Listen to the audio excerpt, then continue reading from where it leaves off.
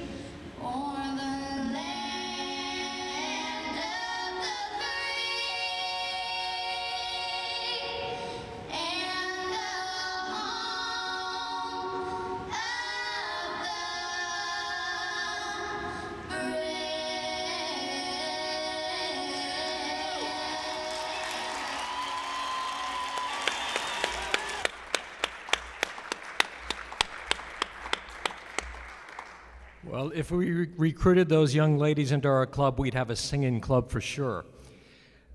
We're now going to move to the invocation and also the introduction of guests, and Jane Burkhead is going to lead us in that. I'm wearing two hats today. Hat number one. Please pray with me. Lord, thank you for this Labor Day holiday, for this time when we can choose to get added rest, added fun, or added time with family and friends. This is a day to thank you for the many gifts and talents that you have given to all of us to serve you and others. For the leadership of Mark Policinski and the entire OKI team for their environmental, transportation, and innovative leadership to benefit our tri-state region. May our community continue to prosper and build on our strong economic base. Bless our work and careers. Enlarge our opportunities, enable us to be prosperous as we dedicate ourselves to giving the best of ourselves to work assignments and to truly give back to others as we Rotarians naturally do. Amen. And now for the four-way test of the things we think, say, and do as Rotarians. Is it the truth? Is it fair to all concerned? Will it build goodwill and better friendships?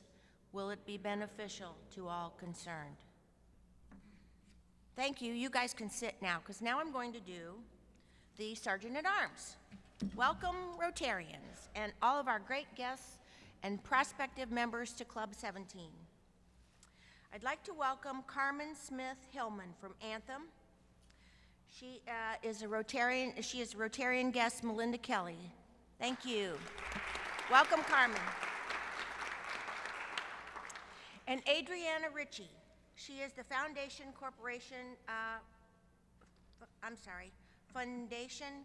Corazon Humanitarian. I'm sorry, I don't know what that is, but welcome to Rotary. She's a guest at Tony O'Shettery's. And then I'd like to welcome from OKI, Lori Platt.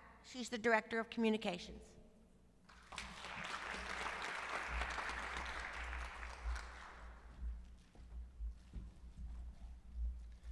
Thank you, Jane. And now we're going to have a presentation by Dan Long, and Dan is one of the leaders on the Membership Development Committee. He's going to give us an update. Thank you, President Brett. Good afternoon, Rotarians. I am here to tell you that all is well in the Membership Development Committee. These are obviously very unusual times, but we have 4 outstanding speakers this month, starting with our speaker that's here today from OKI.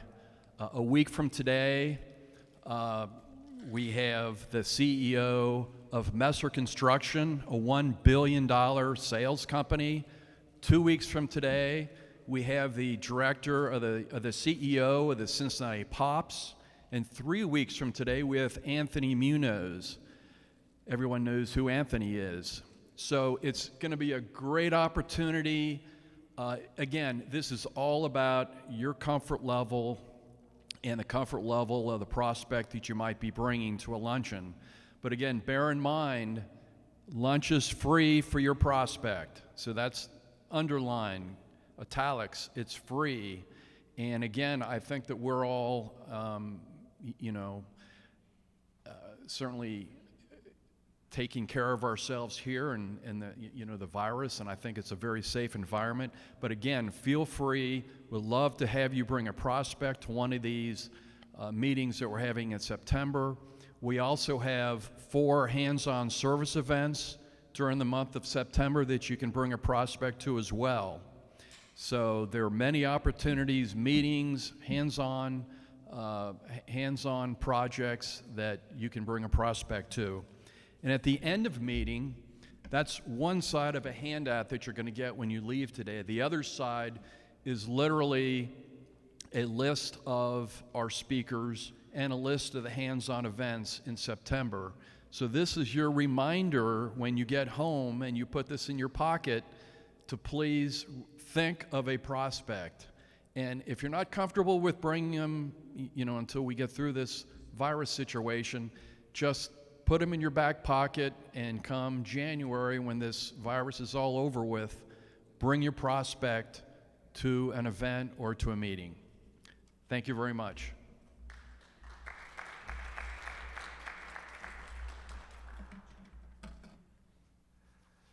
So great work is being done by the Membership Development Committee, and as Dan just shared, and thanks, Dan, everything has been done the right way. No pressure on anybody, but it's always good to have people in person, and all of the service projects that we do have social distance and are done the right way, as any other events as well. So we've got some announcements, and I just want to start with the reminder that once you're finished eating, if you could just put your mask back on. That's just a good practice for each of us. And birthdays, this week, September 1st, Brendan Zenny. September 2nd, Tom Norton. September 3rd, Carl Kappas, and I think Carl's here, there he is right up front. And September 6th, Galen Gordon. So let's wish him a happy birthday.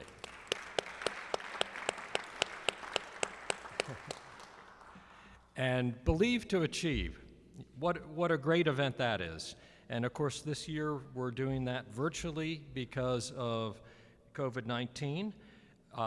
For those who've purchased tickets in the past or sponsored in the past, there's an opportunity this year to sponsor again. And there are some really good sponsorship levels, and we're going to hear more about just how to do that in a minute. But just as a reminder, Believe to Achieve is a great way to benefit 3 local organizations that help children and others with disabilities, and that's the Autism Society, Down Syndrome Association, and of course, Stepping Stones of Camp Allen. So a great way to support these 3 local charities that we have really been partners with, and some very directly.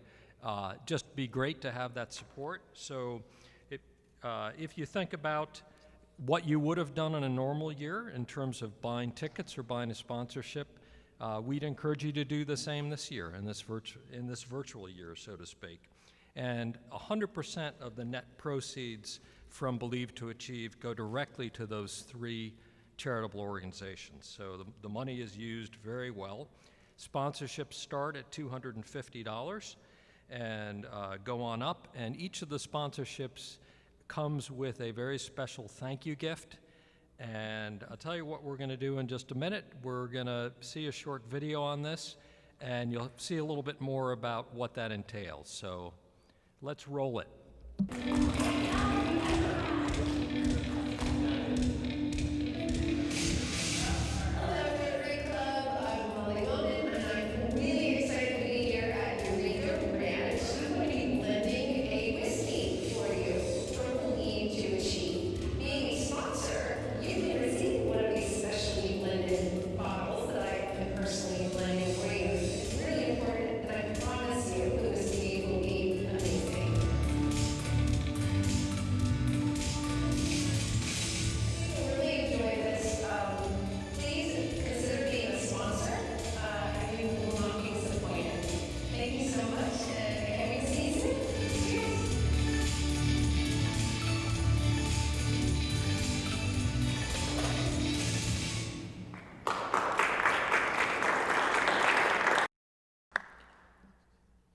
So Molly Wellman, who we all know and has been a great MC and contributor to Believe to Achieve.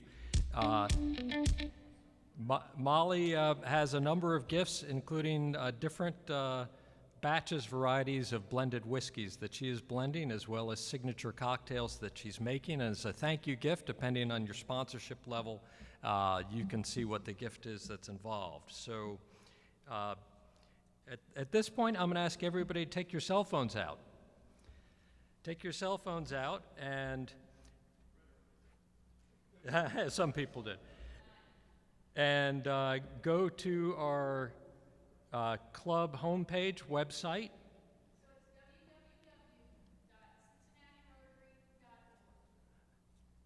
And once you bring up the website, if you go to the donate button at the top, you can see, and you'll see an announcement about Believe to Achieve below it, and it'll have the 5 different sponsorship levels. So please consider one of those sponsorship levels, and it's easy to do. So I want to also just acknowledge the hard work being done by the foundation, by Carl Kappas and many others, to make this a really good event. I know Susan Wilkinson and others are very involved as well. So thanks for that, and let's give good support this year. And other announcements, we've had some really great service projects, and I won't go through them. You've had a chance to hear about them, but last week we had a really good service project on teacher appreciation at 4 different elementary schools in CPS system and in Norwood, and gave out great gifts. The teachers and staff were really appreciative. 200 different people received those, and it was just a great personal touch from Rotary, really, to show support. We also had a really good work day on Saturday at Condon School. Did a lot of good landscaping cleanup, and it was probably 20 degrees cooler than the time we did in July at Norwood Schools. But a lot of fun. Great work by the committee. There's a volunteer opportunity this coming Tuesday evening, September 8th, starting at 6 o'clock at Mound View Park in Newtown, right off of Newtown Road. There's an open-air pavilion, seats probably 150 people. We've got 15 volunteers already signed up, which is wonderful. We'd love to get another 5 volunteers. We're going to be packing 500 backpacks for the students at Roselawn Condon School with PPE, with a variety of different products. It's a great way to help. It's something the schools told us would be a big help, and we have a special relationship with the Condon School, as we all know. So if you'd like to join in, Bill Stilley is the chair of Hands-On Service Committee. Just let Bill know.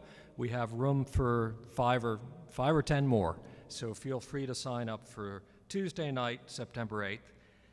And members in the news, fellow club member Dr. Zaria Davis will be receiving the Mary Ivers Award this year at the virtual event Dress for Success Cincinnati Fashion Show on September 17th. And fellow club member Brad Glazer and his family, congratulate them on the birth of Brad's granddaughter, Sarah Glazer, born August 28th. And a special congratulations to Mary and Bob Brandstetter from our club, who celebrate the 45th wedding anniversary on September 6th.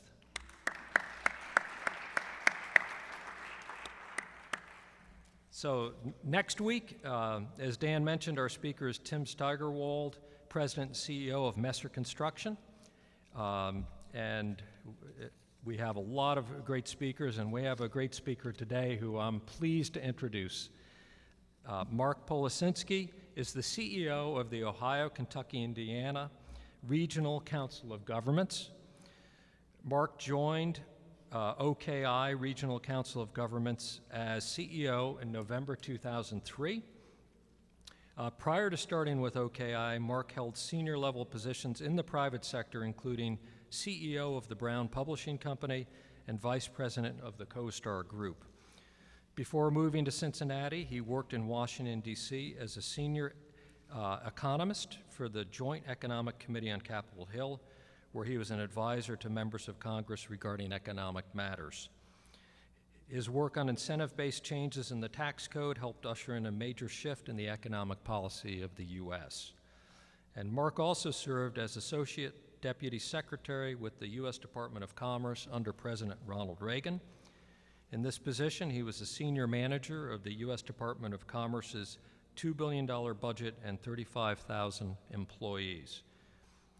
He has served as vice chair of the board and chairman of the Financial Affairs Committee on the Board of Trustees of Wilmington College, and he currently serves on the Ohio Governor's 21st Century Transportation Task Force.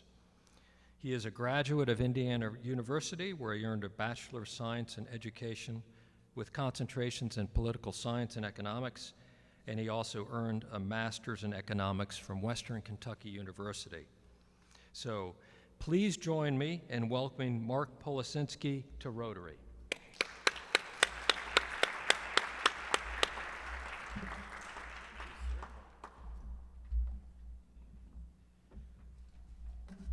How is everybody today? You know, it's a beautiful day out, right? We got a 3-day weekend coming up. Unfortunately, you're going to have to listen to me talk for the next 15 minutes. Anyway, whenever I'm with Jane Burkhead, I think we were talking about her, I think this is the 5th time I've addressed this Rotary. And every time I'm here, Jane's here. And Jane and I, we went to college. We both went to Indiana University. I was a freshman, and Jane was a 4th-year graduate student. Oh,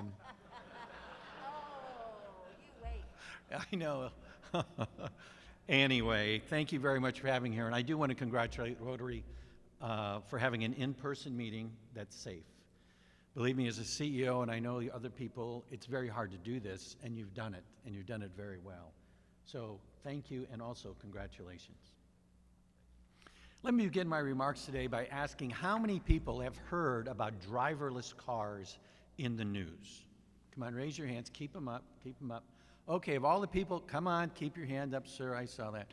Okay, if all the people have heard of driverless cars, how many know that the technology that propels a driverless car is 30 years old? Exactly. There's two, great. Isn't it amazing that something that is so brand new to us has actually been around for a long time? It's true that driverless cars are not just the purview anymore of science fiction writers. They're not just on drawing boards and in people's imagination. They've actually been driving millions of miles already on our streets and on our highways. Every car that's manufactured for the past several years and now going forward forever will be more and more automated until we get to a point where we'll have completely driverless cars. This is a technological revolution that's taking place, and people say in transportation, but it's more than that. It's a revolution in mobility. And this upheaval in mobility is going to transform how we think about travel, and it's also going to transform our very concept of time. Cars will be computers that drive us. Traffic lights and gas-powered engines, they'll be in museums. And the place where you live and where you work is going to be forever altered, and the relationship between those two is going to change dramatically. The technology is here, the investment is here, the need is here. So let's take a look at those three things. First of all, when it comes to technology, in 2009, there was one lone driverless car pilot in Arizona. One.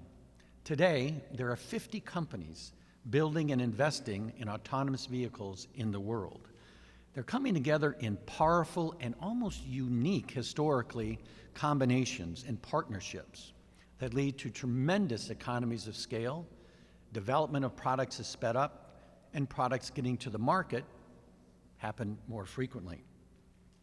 When we think of autonomous vehicles or driverless vehicles, we always think of cars. But the way this is going to roll out in our society, the first mass adaptation is probably going to be trucks. And you might think, oh, Lord, well, if you saw this hit piece on 60 Minutes a few weeks ago about driverless trucks, you think, oh, Lord, will I ever get on a road with that? When are they going to have one of those so I can go see it?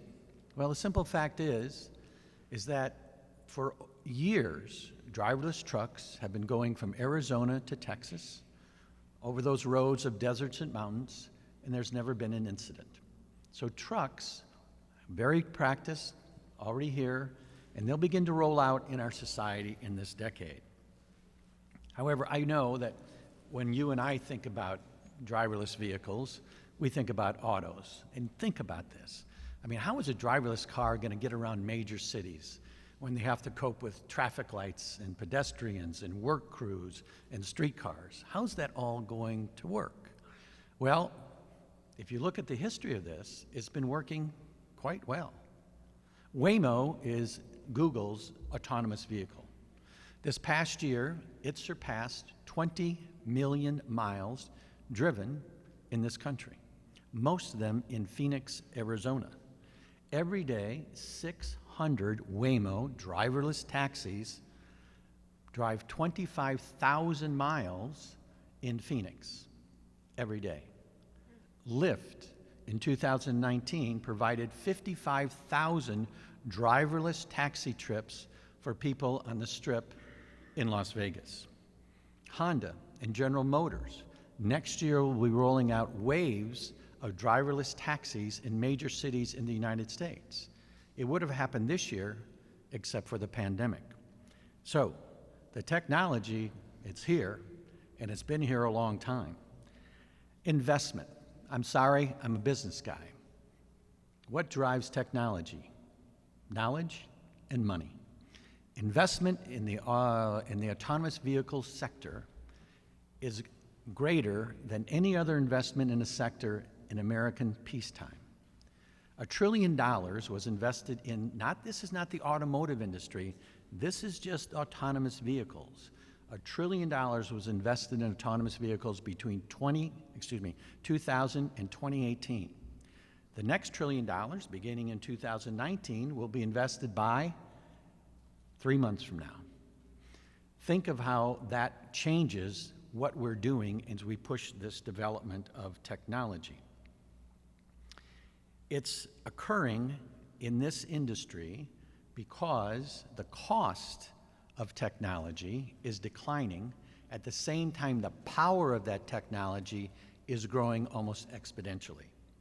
If you look at a driverless car now and you want to put one together, depending on size, model, do you want to make it fully autonomized or do you want it partially? It would cost you between $70,000 and $200,000.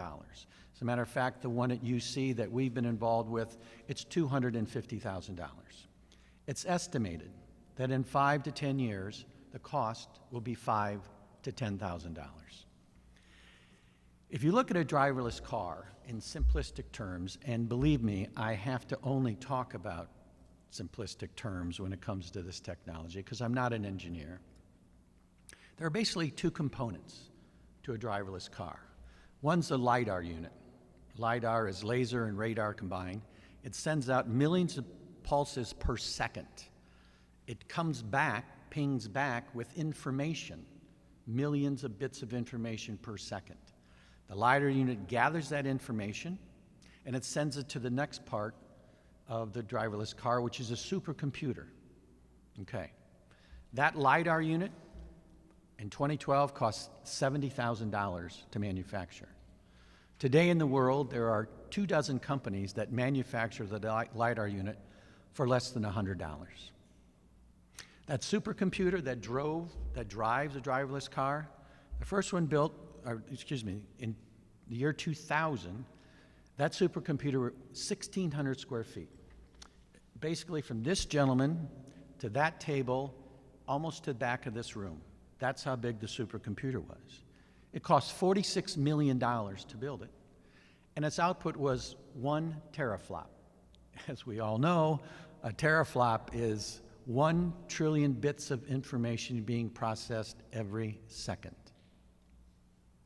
Fast forward to today. That supercomputer is not 1,600 square feet. It's the size of a shoebox. It doesn't cost $46 million to build. It costs $58 to build. And the output is not 1 teraflop, but it's 2.3 teraflops. What's happening, these dramatic shifts in cost curves declining, okay? The power of the technology growing, it spurs investment. The more investment you get, what happens is technology. It spins forward, which drives more investment, which drives more technology. This is what's been occurring for 20 years, and it's only going to speed up. This is capitalism on steroids. It's so powerful, this capitalistic turn, that ARC Management Investment estimates that the autonomous vehicle, okay, not the whole automotive industry, but the autonomous vehicle industry will be $4 trillion by 2030. To give you some perspective, today the entire global energy industry is less than $4 trillion. So the investments here, the technologies here, what about the need? Because it doesn't matter what technology you have, if people don't need it, you know where it goes? It goes on the shelf. So the first critical question we have to ask about, is there a need for these autonomous vehicles, is, will the public get in a driverless car? Well, right now, the answer is no. But I guarantee you that the answer will become yes. Why am I so certain? It's because the benefits of driverless cars are so amazing that no society can turn its back on this technology. We're talking about thousands of lives being saved, reducing severe crashes to 0, fossil fuel consumption declining to almost nothing because all driverless cars are electric. There is not one driverless car being built in the world today, or imagine, that runs on an internal combustion engine. Congestion can be cut by 50%, and the result is our air quality will get dramatically cleaner. And most importantly, for the first time in history, everyone in our society will be mobile. The disabled, the elderly, and many other groups. And AVs will provide mobility to low-income and underserved populations, improving their access to jobs, improving their access to education, improving their access to health care. The biggest benefit, the one that society can never turn its back on, the biggest benefit to driverless cars is safety. 94% of all traffic accidents in the world and in this country are caused by driver error.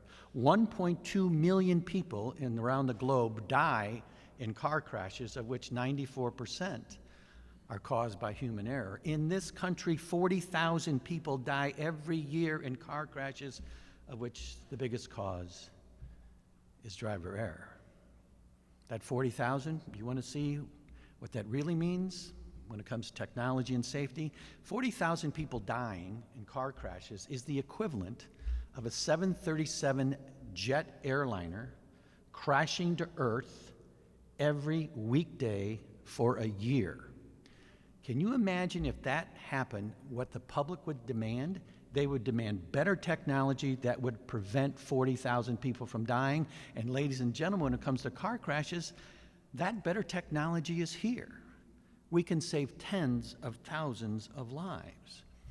Driverless cars are safer because they remove the worst part of the driving experience, the driver. Driverless cars do not get tired. they don't get distracted, they don't text, and they don't drive drunk. Now, when speaking of human drivers, I want to show you something, a little illustration of how bad we are at driving. We've all been in this situation. We're in congestion, it's terrible, we hate it, and we're in that congestion because we think, you know, there's construction, there's an accident, the roads aren't right, the infrastructure's all wrong. But the real cause for this is right in this room, it's the driver. In this illustration, these cars are told to drive 19 miles per hour around that loop. Easy to do. What happens is one car slows down, the one behind it slows down more, the next one behind it slows down even more, and this reverberates around the track, and what you get if you watch, what do you get? You get a traffic jam caused by nothing more than human reaction and human behavior. Safety is the biggest benefit of driverless cars, and removing the driver will have the most impact on our ability to deliver that safety.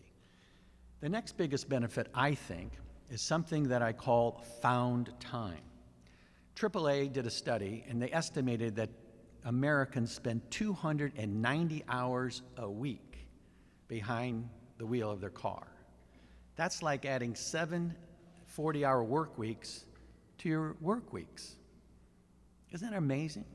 Driverless cars could cut the number of hours behind the wheel for Americans by 250 million hours. All this congestion, all this downtime is lost time. What happens when you have a driverless car? You're in it, you don't have to drive. You don't have to pay attention to anything except what you want to pay attention to. You have found time. Found time, you can talk to your children who are in the car or not in the car. You can Skype with your business partners. You can learn a new language. You can sleep. Being in that car is no longer lost to sitting there in congestion and waiting for something to happen. You have found time. Now, the issue is, I think, in all of our minds, when's this going to happen? Well, nobody knows the exact date. Well, I know the exact date, but I can't tell you.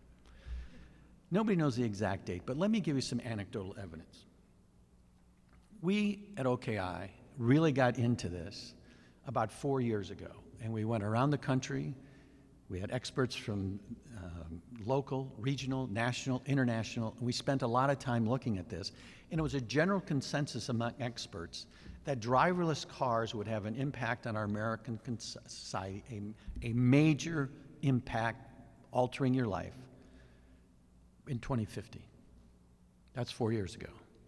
Now, when you talk to those people and others, as they've seen what has happened in technology, they believe that it's going to not be 2050, but 2030. We've moved that timeline forward 20 years in 4 years. And that, to me, is very, very impressive.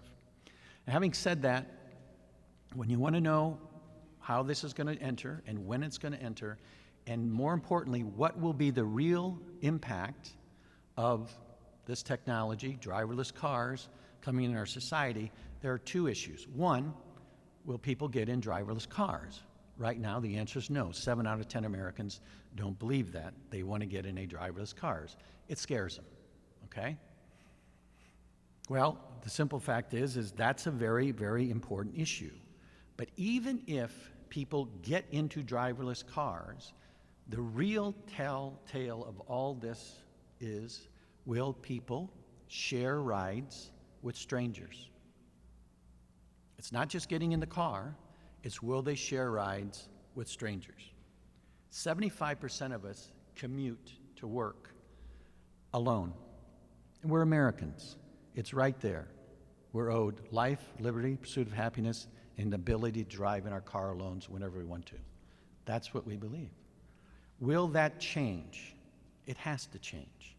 And it has to change to the extent that you will get in a car and share that ride with a stranger. If that doesn't happen, congestion goes up with driverless cars. It doesn't go down, it goes up. All the benefits that we just talked about, found time, probably not going to happen to the extent it could. Certainly, a lot of bad things can happen. All the social maladies we have with congestion and the like are still going to persist. Obviously, there are a lot of investment decisions. There's a lot of technological outcomes, regulations, and policies, that are going to affect this. But two things are obvious. One is that this technology of mobility that we're talking about is not just going to change our commute, it's going to change our culture. And again, second thing is this technology has been around a long time. It's accelerating at rates we never thought possible even 2 years ago, so it's going to be here. When we look at this revolution, if you will, I want to just talk to you about some practical questions that will confront us. First of all, will we own cars in the future? After all, if you have on your phone a Super Uber app that it guarantees in 3 minutes they'll have a car at your doorstep and drive you wherever you want to go, and if you share that ride, it'll cost you pennies, why would you own a car? We talk about congestion. What would happen if congestion were reduced to a life-altering degree? This is not science fiction. This is not something you can imagine. This is happening right now. February of this year to August of this year, the number of trips in the OKI region has declined 10%. What's your commute like in the morning? There are no rush hours anymore, unless there's construction. There are no rush hours, with a 10% reduction in trips. If you think about, I said earlier, a 50% reduction, which a lot of experts say that this will lead to, you think, wow, what would that be like? You don't have to think, you don't have to imagine. Go back to April of this year, when in the OKI region, the number of trips from February to April declined 50%. If you were on the road at that time, you didn't have to change lanes because there's no inhibition from other cars. Think about that. The other thing, a couple of other things, we tend to live in a calculus depending on where we work, right? You don't want to have that long commute, so you try to find the house you can best afford that's closest to your work. Well, what happens if congestion goes away? What happens if there is found time? What happens to cities, suburbs, uber suburbs, and rural areas? If you can live 60 miles from where you if you live 60 miles from where you work, and you can get there faster than we do today if you live 15 miles from work, what's going to happen to that relationship? What's going to happen to cities, suburbs, uber suburbs, and rural areas when people no longer have to absolutely live as close as they can to where they work? Think about this. If people don't own cars and they're sharing rides and there are lots of that's happening, what happens to places like parking lots? Kenwood Mall, any huge business complex? Here's the mall, here's the business complex, and what's around it? Acres and acres, football fields upon football fields of parking lots. What happens if we don't need them? What are we going to do with that land? And the biggest thing, and this is one thing that kind of gets to me a little bit, is that people say, well, if this really happens, what's going to happen to employment? I mean, all those jobs are going to be lost. Truck drivers, taxi drivers, things like that. Let's talk fact. There's never been a technological boom in the world that has not led to more employment.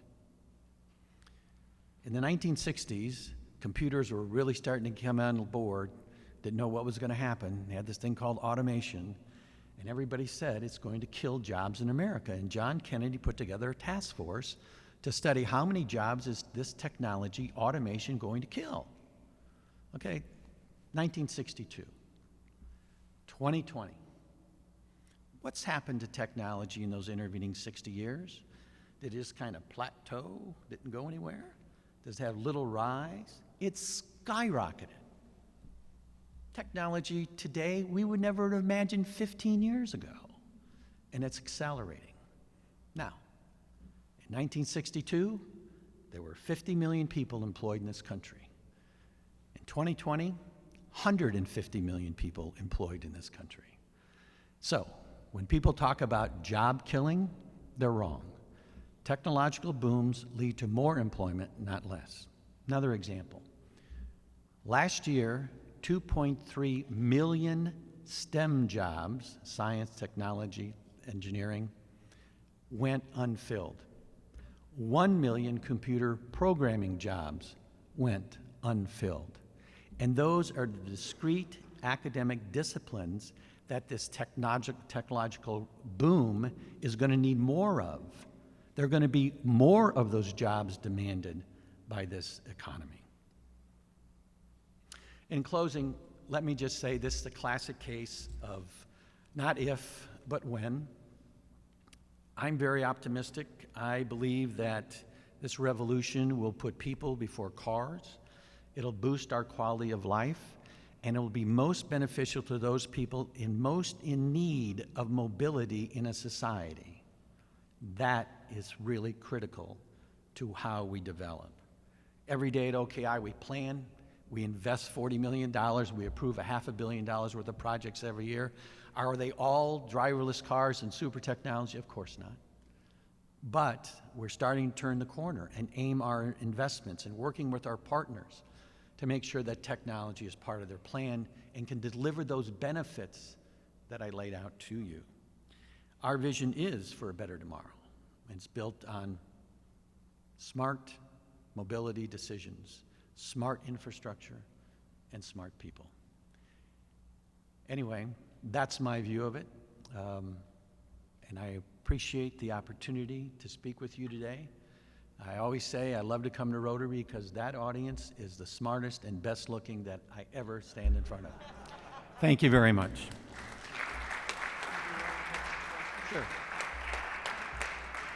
I certainly have time for questions. Yes, sir. I've been following this for a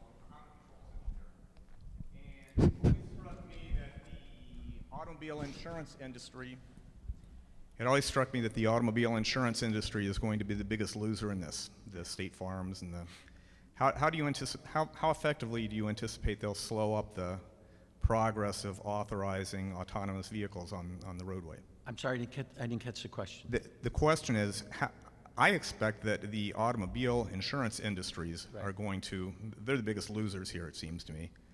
And I expect that they're pretty powerful lot, that they'll probably delay this quite a bit. Do you expect that to be the case, and will they be effective at it?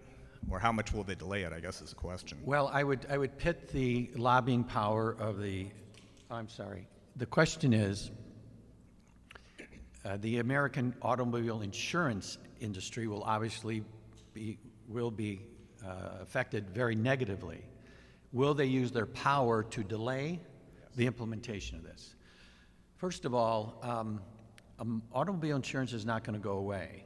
Personal insurance might go away, but it's still not going to go away because there are going to be fleets. Uber, okay, is trying to get away from this concept of employing drivers. They want to have their own fleets. They don't necessarily own them, want to have access to them. All those cars are going to still be insured. But your point is well taken. It will take a hit.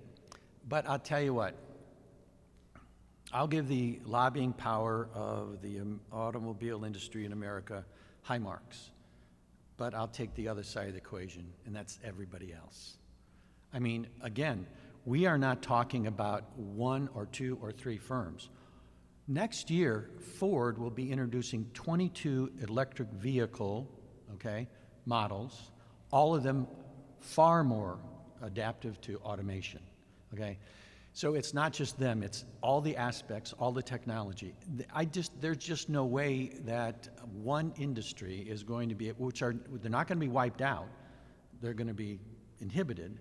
There's no way that one industry can stop this. It's going to happen. What's going to stop it is if people say, I do not want to get in that car. Or if they get in it and they say, I'm sorry, I want my own driverless car. There's no really, really great benefit to society. So that's what's going to stop it in my mind. Yes, sir. And,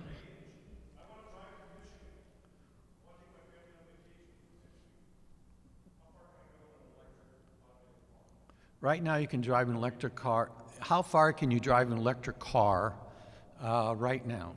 You can drive an electric car 70 miles an hour for 270 miles.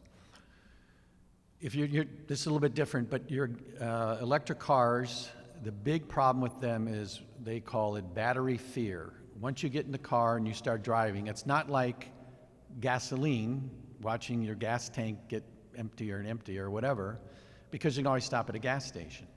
Now, if you have an EV, electric vehicle, you just can't say, oh, you know, I'm getting a little low, I'm going to go plug in. But you can still go 270 miles at 70 miles an hour. The big boost that's going to happen in the next decade, and this will have a direct impact on driverless cars, is what happens to battery technology. Never been a huge supporter of Elon Musk until a few years ago, when all of these things he said were going to happen started to happen technologically. I'm not talking about stock price, I'm not talking. So the belief is, there's a strong belief that if you don't get this huge jump in battery life, you'll get it in increments. And as that grows and all of a sudden you go 400 miles, okay, that's one thing. The other thing is you have to build out EV station networks. And you may say, when the heck are they going to do that? Well, OKI is working with private sector firms right now, and we hope to have 3,500 stations, EV charging stations, in this region, 8 counties, in about 5 years. Will we hit that goal? Probably not. But what if we had 1,000? So it's a great question, and they are linked. It's a slightly different view of it, but very important. Good question. It'll take you, most people charge who have cars, they go home and they plug in at night, charges overnight, they go and do their thing, come back the next night, plug it in. Fast charging stations can be done in 25, 30 minutes. Okay, they're very expensive, but that's where everything's headed. The typical charging station takes hours. So where do you go locate electric vehicle charging stations? Near malls. So people can plug in, go to the mall, come back, and there it goes. Ma'am.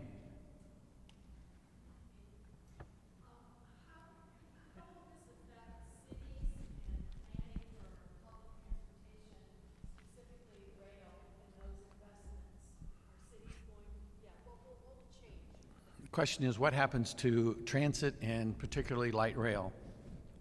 Well, sit down.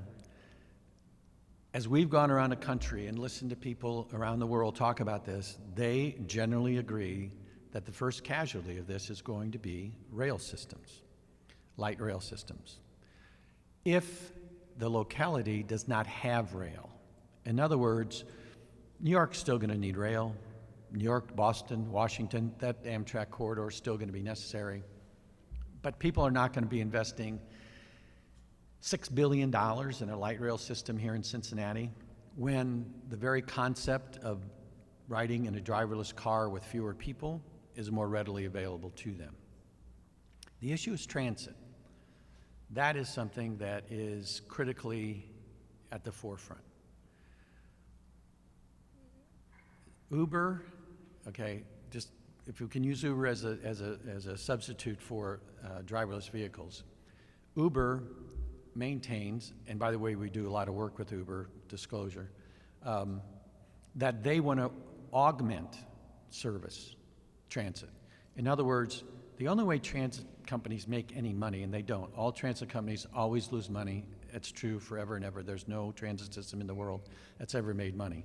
But the way they have the opportunity to make more money is they take their most frequently traveled lines and they increase the service.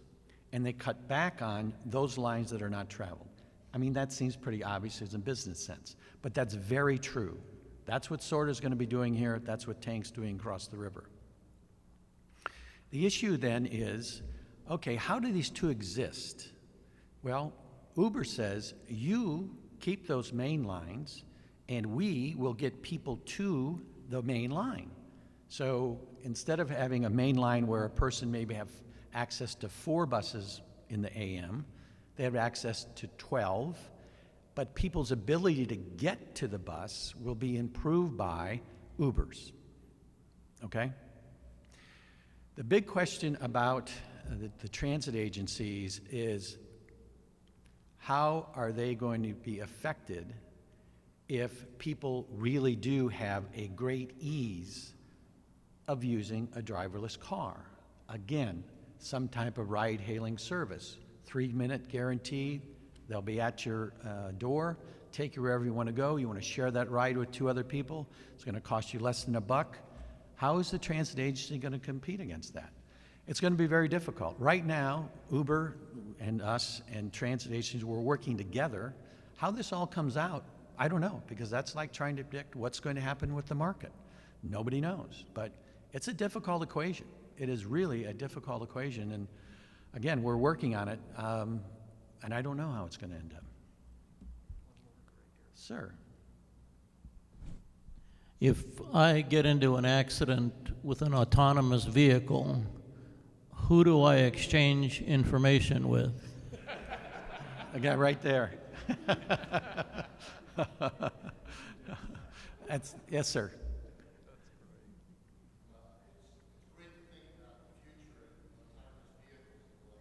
But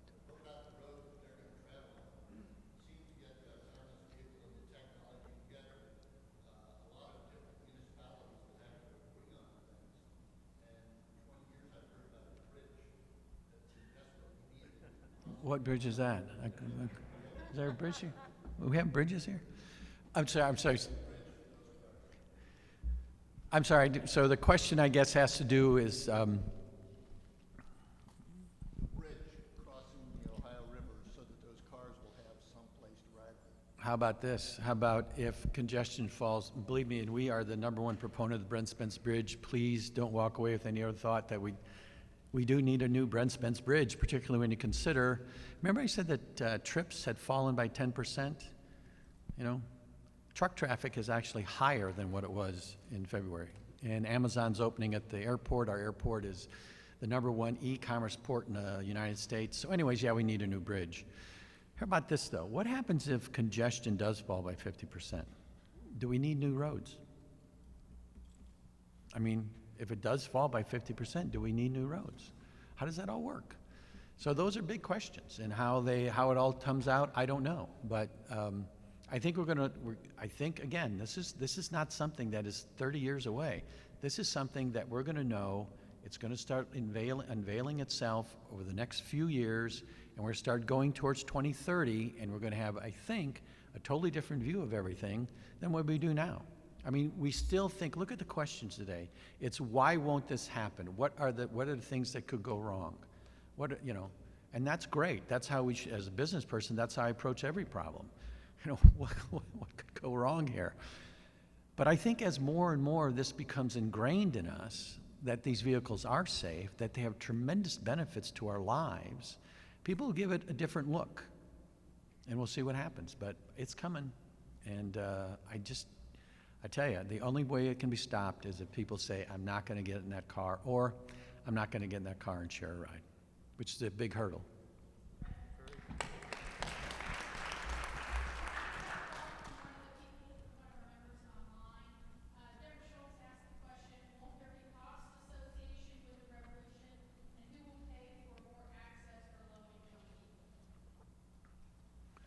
Well, the idea is that the cost of the trip right now, this gets to car ownership. A car is the only asset that you own that provides you or anyone else with zero service 97% of its life, because it's parked 97% of the time. Okay?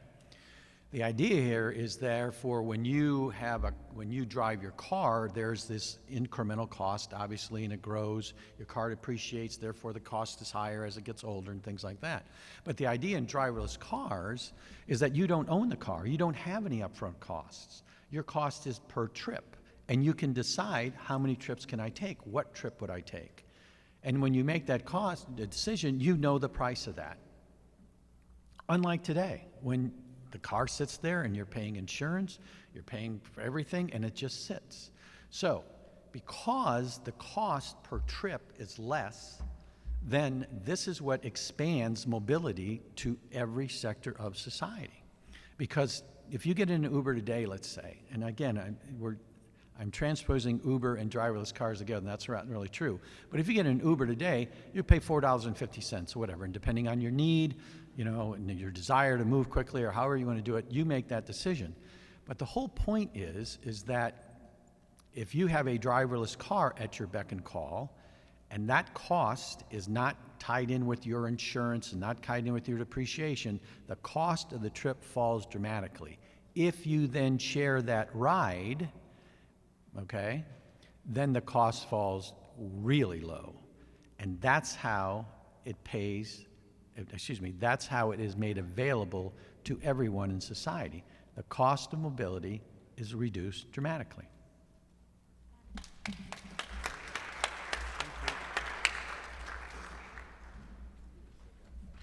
So that was a great presentation.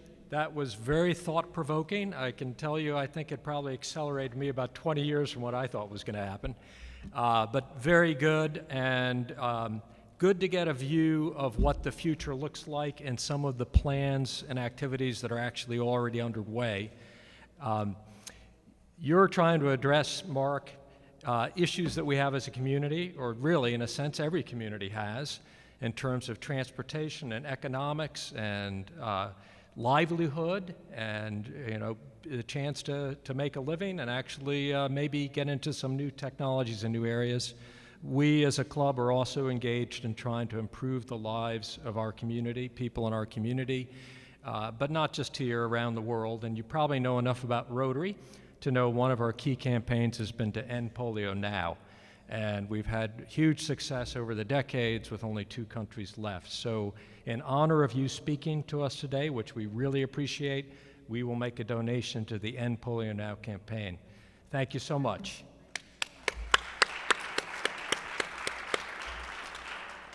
And the other thing I want to mention, this year at Rotary, our theme is Rotary Opens Opportunities.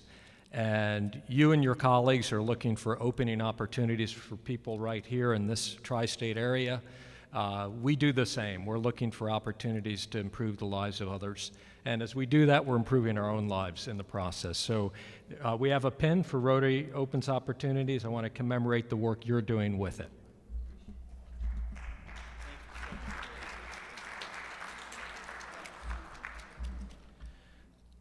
So just a reminder, next week our speaker is Tim Steigerwald, President CEO of Messer Construction. I want to thank everybody who joined here in person today and for the great questions. I want to thank those online on Zoom today who joined and for their questions as well. Wish everybody a great holiday weekend. Meeting adjourned.